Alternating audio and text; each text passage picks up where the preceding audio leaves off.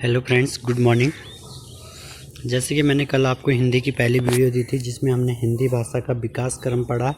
हिंदी भाषा का विकास किस तरह से हुआ, हिंदी शब्द की व्युत्पत्ति कहाँ से हुई, तो वो हमने पहली वीडियो में पढ़ा था। ठीक है, तो आज हम दूसरा जो देखेंगे वो देखेंगे राष्ट्रभाषा क्या है, राजभाषा क्या है, और कुछ इम्पोर्टेंट जो यहाँ पे राष्ट्रभाषा और राजभाषा संबंधी जो आयोग बने या नियम बने उनके बारे में वन लाइनर्स में डिस्कस करेंगे, क्योंकि वहाँ से सिंपल सा क्वेश्चन आता है, ज़्यादा हमारे पास डीपली भी नहीं आता है। ठीक है, तो देखते हैं। पहला है राष्ट्रभाषा क्या है।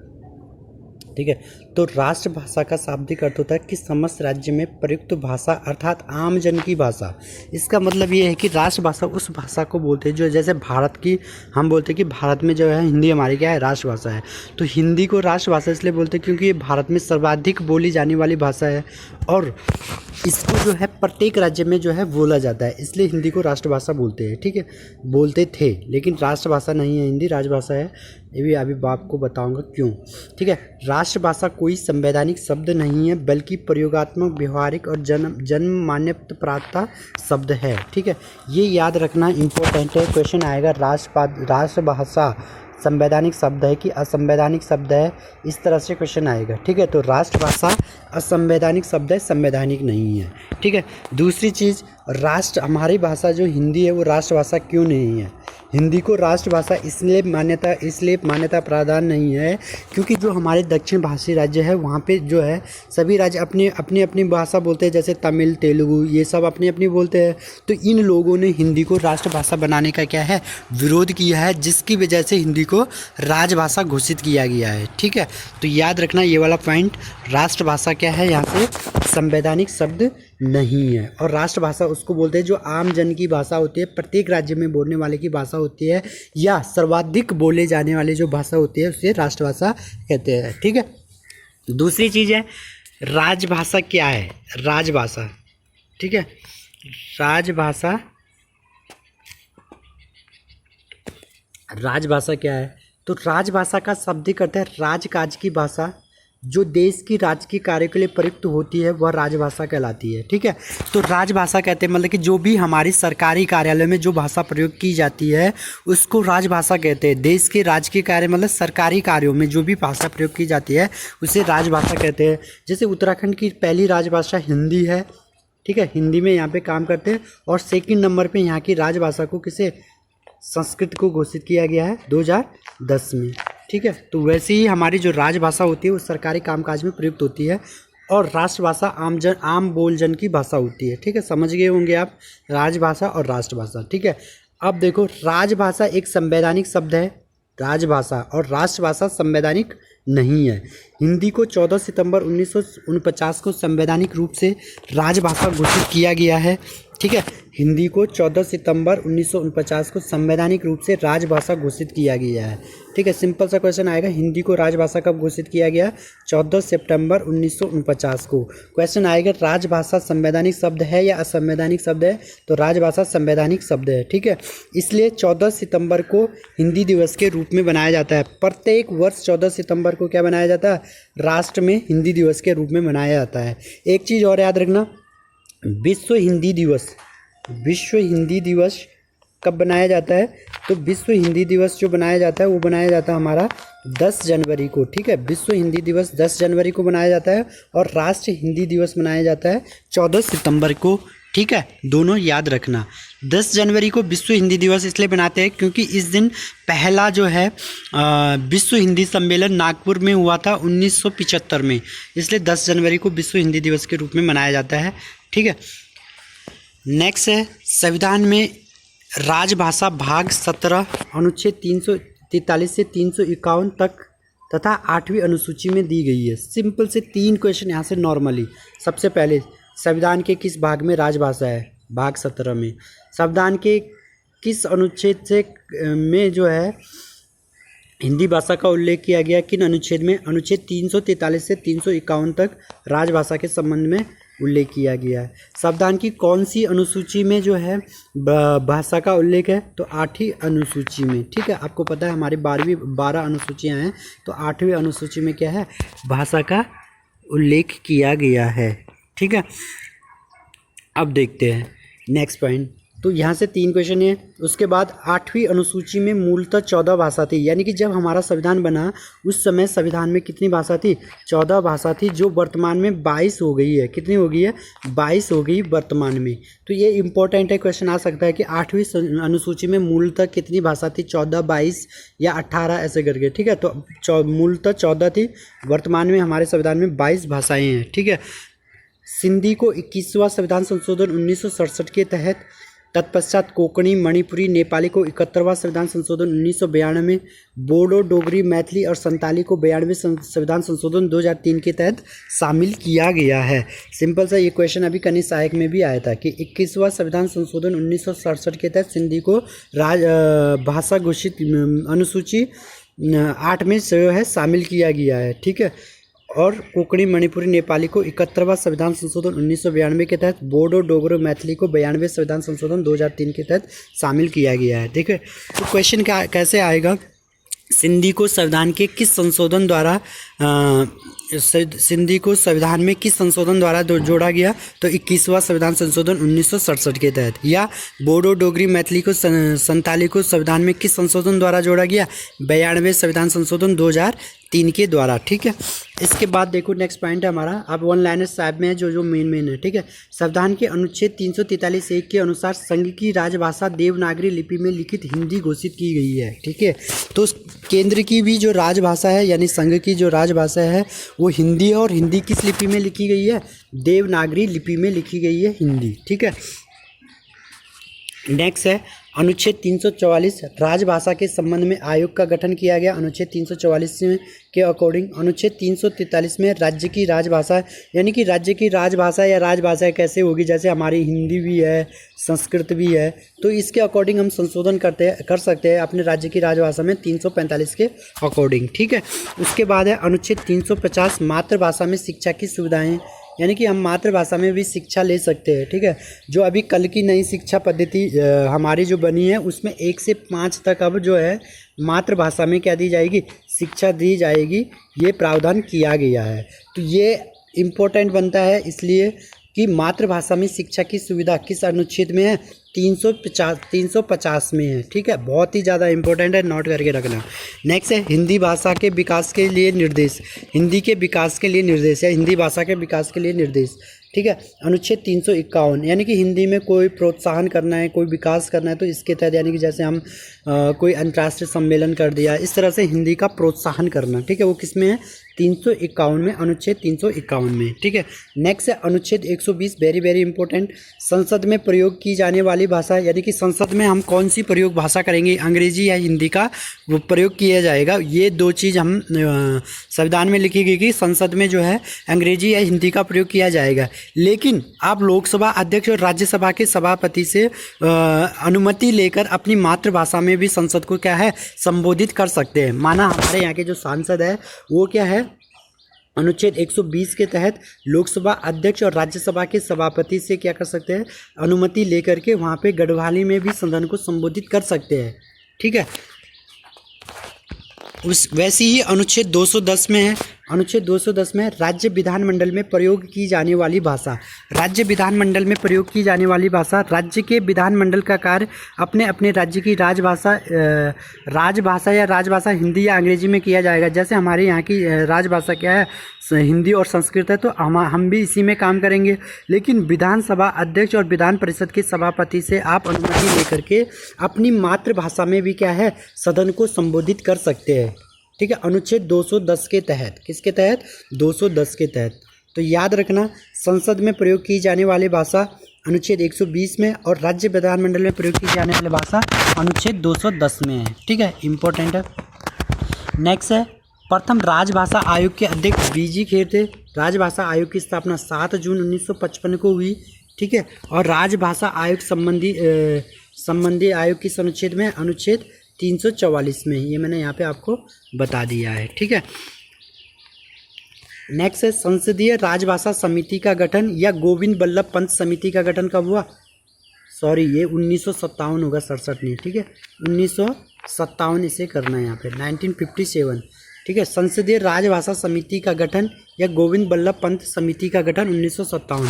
देखो सिंपल सा क्वेश्चन आएगा और आप लोग वहाँ पे कंफ्यूज हो जाओगे, और होते भी है, क्योंकि हमें क्या होता है सिर्फ याद राजभाषा आयोग याद होता है कि 7 जून 1955, बाकी हम ध्यान नहीं देते हैं। तो यहाँ पे पूछ सकता है कि संसदीय राजभाषा समिति का गठन कब हुआ? 1957 में। कब हुआ? 1957 में। ये इंपॉर्टेंट है, ठीक है। नेक्स्ट है राजभाषा अधिनियम। कब आया राजभाषा अधिनियम? 1963 में।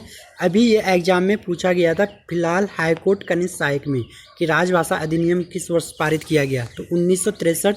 और इसमें जो पहला संशोधन किया गया वो 1967 में किया गया। किसमें? राजभाषा अधिनियम में, ठीक है। याद रखना एक एक चीज़। राजभाषा आयोग 1955, राजभाषा समिति 1957 और राजभाषा अधिनियम 1963।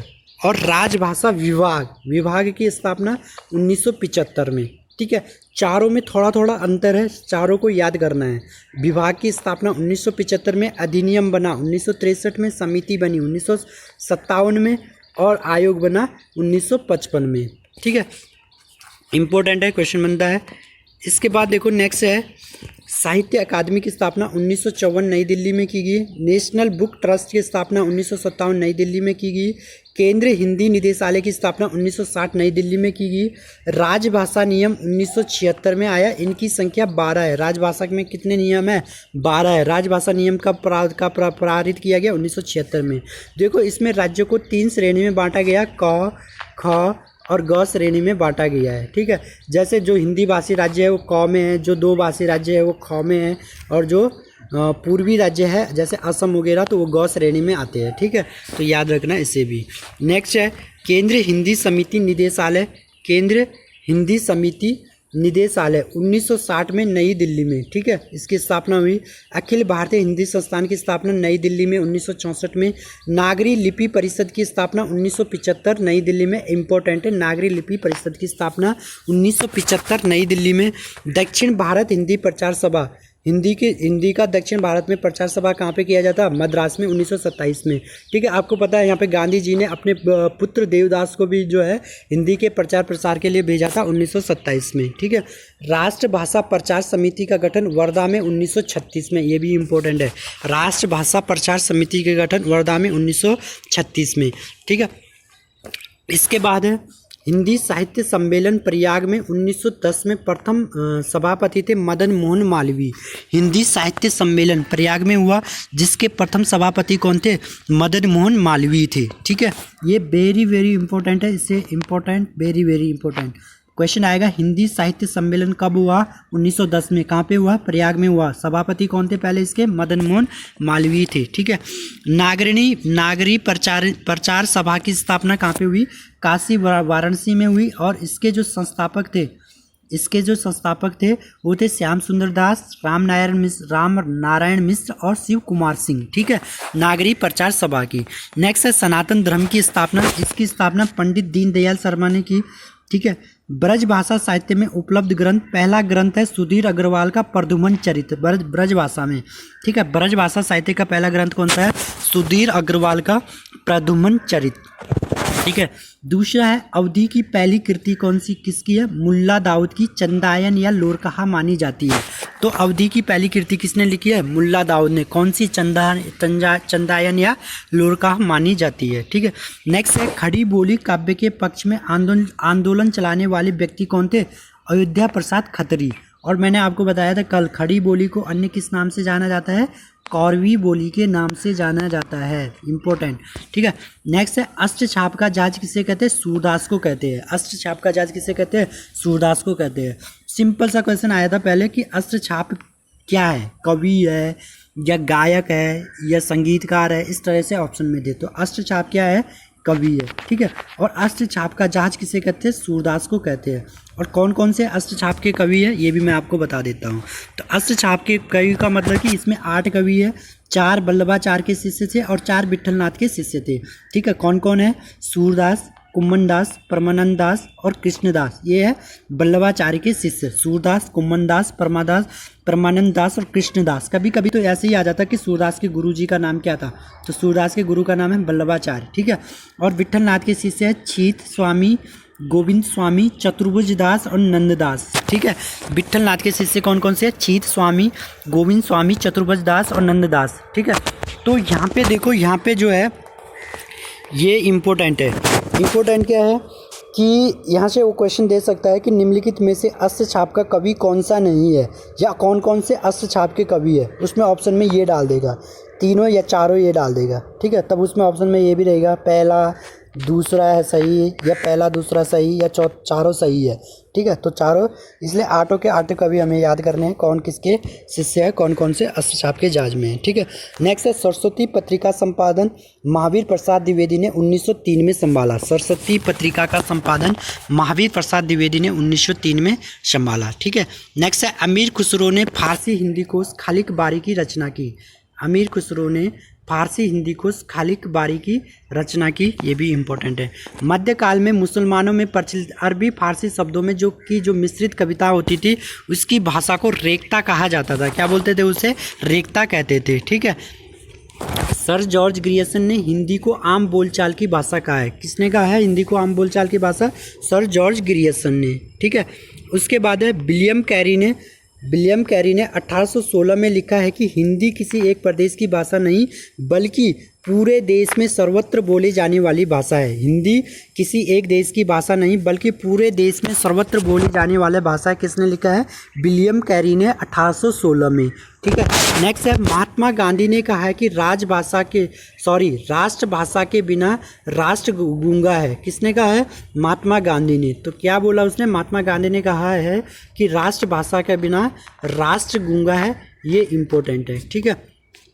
नेक्स्ट है वर्ष 1927 में सी राजगोपालाचारी ने कहा हिंदी भारत की राजभाषा तो है ही, यह जनतंत्रात्मक भारत में राजभाषा भी होगी, ठीक है। किसने बोला ये? सी राजगोपालाचारी ने 1927 में कहा था कि हिंदी जो है भारत की राजभाषा तो है, यह जनतंत्रात्मक भारत में भी राजभाषा होगी, ठीक है। नेक्स्ट है वेरी वेरी इंपॉर्टेंट है, हिंदी का प्रहरी किसे कहते हैं? पुरुषोत्तम दास टंडन को कहते हैं, ठीक है। हिंदी का प्रहरी किसे कहते हैं? पुरुषोत्तम दास टंडन को कहते हैं। ब्रज भाषा का केंद्र कहाँ पे है? मथुरा में, यानी कि ब्रज भाषा यहाँ पे सर्वाधिक बोली जाती है, ठीक है। देश के बाहर भी ब्रज भाषा बोली जाती है। कहाँ पे? तुजबेकिस्तान में बोली जाती है। तुजबेकिस्तान में बोली जाती है। तुजबेकिस्तान इस तरह से लिखते हैं, ठीक है। तो देश के बाहर ब्रज भाषा कहाँ बोली जाती है? तुजबेकिस्तान में, ठीक है। अवधि का केंद्र कहाँ है? अवधि का केंद्र अयोध्या में है। और देश के बाहर फिजी में भी अवधि बोली जाती है। अवधि बोले वाले लोग कहाँ पे है? देश से बाहर फिजी एक देश है, यहाँ पे भी अवधि बोली जाती है, ठीक है। नेक्स्ट है भोजपुरी का केंद्र। भोजपुरी जो है बिहार में आती है, ठीक है। मैंने कल आपको बताया था भोजपुरी, मैथिली और ऐसे कुछ करके बताया था, ठीक है। तो भोजपुरी का केंद्र बिहार है। तो इस बोली का प्रसार भारत के सूरीनाम, फिजी, मॉरिशस, गयाना और एक कंट्री और है त्रिनिडाद, ठीक है। इन कंट्रियों में भोजपुरी बोली जाती है। सूरीनाम होगी, फिजी होगी, मॉरिशस होगी, गयाना हो गया, त्रिनिडाद हो गया। इस दृष्टि से भोजपुरी अंतर्राष्ट्रीय महत्व की बोली है। बहुत ज़्यादा इंपॉर्टेंट है, क्वेश्चन आ सकता है। अंतर्राष्ट्रीय महत्व की बोली कौन सी है? उसमें दे देगा अवधी, ब्रज, या तुम्हारी बिहारी, या गढ़वाली, या कुमाऊनी, इस तरह से ऑप्शन में दे देगा। तो याद रखना है भोजपुरी जो है अंतर्राष्ट्रीय स्तर की महत्व की बोली है, ठीक है। नेक्स्ट है मैथिली हिंदी क्षेत्र की बोलियों में से 8वीं अनुसूची में पाने वाली एकमात्र बोली है, ठीक है। मैथिली बोली जो है हिंदी क्षेत्र की बोलियों में से 8वीं अनुसूची में स्थान पाने वाली एकमात्र बोली है। इंपॉर्टेंट है, क्वेश्चन आएगा हिंदी क्षेत्र की बोलियों में से 8वीं अनुसूची में बोली जाने वाली एकमात्र बोली कौन सी है? तो मैथिली है, ठीक है। नेक्स्ट है हिंदुस्तान का नारा किसने दिया? पंडित नारायण मिश्र ने दिया, ठीक है। संविधान सभा ने हिंदी को राजभाषा बनाने का प्रस्ताव किसने रखा? गोपाल स्वामी अयंगर ने रखा। संविधान सभा में हिंदी को राजभाषा बनाने का प्रस्ताव किसने रखा? गोपाल स्वामी अयंगर ने रखा। नेक्स्ट है वेरी वेरी इंपॉर्टेंट, इसको इंपॉर्टेंट करना और याद भी करना। देवनागरी लिपि में सुधार हेतु तिलक फंड की स्थापना कब की गई? 1904 में। तिलक फंड की स्थापना किसके लिए की गई? देवनागरी लिपि के सुधार हेतु। कब की गई? 1904 में, ठीक है। नेक्स्ट है भक्ति काल को स्वर्णकाल किसने कहा है? जॉर्ज ग्रियर्सन ने। भक्ति काल को स्वर्णकाल किसने कहा है? जॉर्ज ग्रियर्सन ने, ठीक है। नेक्स्ट है कलकत्ता में फोर्ट विलियम कॉलेज की स्थापना 1800 में हुई और लॉर्ड वेलेस्ली के समय में की गई थी। लॉर्ड वेलेस्ली के समय समय में, कभी कभी वो क्या करता है गवर्नर पूछ देता है, तो हमें याद होना चाहिए लॉर्ड वेलेस्ली के समय में फोर्ट विलियम कॉलेज की स्थापना हुई। ठीक है। देवनागर नामक समाचार पत्र 1907 में प्रकाशित किया था किसने? शारदा चरण मित्र ने। देवनागर पत्र किसने प्रकाशित किया था? शारदा चरण मित्र ने। कब किया था? 1907 में। ठीक है। भोजपुरी भाषा का शेक्सपियर किसे कहा जाता है? भिखारी दास ठाकुर को भोजपुरी भाषा का शेक्सपियर कहा जाता है। ठीक है। Court and character primary education नामक पुस्तक किसने लिखी? मदन मोहन मालवीय ने। Court and character primary education नामक पुस्तक किसने लिखी? मदन मोहन मालवीय ने। ठीक है। नेक्स्ट है देवनागरी लिपि के सुधार के संदर्भ में बाराखड़ी को किसने भ्रामक माना था? आचार्य नरेंद्र देव समिति ने। ठीक है। किसने माना था? आचार्य नरेंद्र देव समिति ने। नेक्स्ट है उत्तर प्रदेश सरकार द्वारा 1947 में गठित देवनागरी लिपि समिति के अध्यक्ष कौन थे? आचार्य नरेंद्र देव। ठीक है। तो कल हम इस चैप्टर का जो है लास्ट वीडियो में आपको दूंगा।